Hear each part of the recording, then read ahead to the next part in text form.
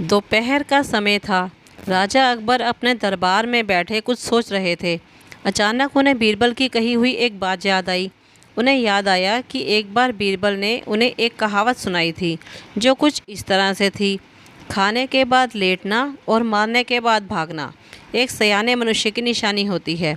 राजा सोचने लगे, अभी दोपहर का समय है, यकीनन बीरबल खाने के बाद सोने की तैयारी में होगा। चलो आज उसकी बात को गलत साबित किया जाए। यह सोचकर उन्होंने एक सेवक को आदेश दिया कि इसी वक्त बीरबल को दरबार में उपस्थित होने का संदेश दिया जाए। बीरबल अभी खाना खाकर बैठे ही थे कि सेवक राजा का आदेश लेकर बीरबल के पास पहुंचा। बीरबल आदेश के पीछे छिपे राजा की मंशा भली भांति समझ गए। उन्होंने सेवक से कहा, तुम थोड़ी देर रुको, मैं कपड़े बदलकर तुम्हारे साथ ही चलता हूँ।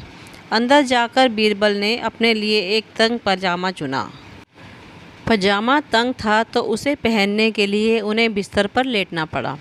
पजामे को पहनने का बहाना कर वे थोड़ी देर बिस्तर पर ही लेटे रहे और फिर सेवक के साथ दरबार की ओर चल दिए। दरबार में राजा बीरबल की ही राह देख रहे थे। उनके वहां पहुंचते ही राजा ने पूछा, क्यों बीरबल, आज खाने के बाद लेटे थे या नहीं? बीरबल ने जवाब दिया, जी महाराज, ज़रूर लेटा था। यह सुनकर राजा को बहुत गुस्सा आया। उन्होंने बीरबल से पूछा, इसका मतलब यह है कि तुमने मेरे आदेश का असम्मान किया। तुम उसी समय मेरे सामने क्यों उपस्थित नहीं हुए? इसके लिए मैं तुम्हें सज़ा देता हूँ।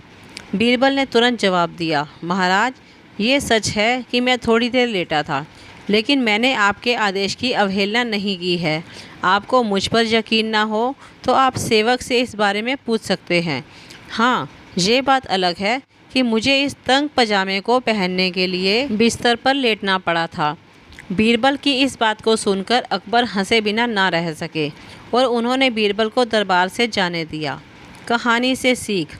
इस कहानी से हमें यह सीखने को मिलता है कि परिस्थिति को भांपते हुए हमारे द्वारा उठाया गया एक कदम हमें अनेक मुसीबतों से बचा सकता है।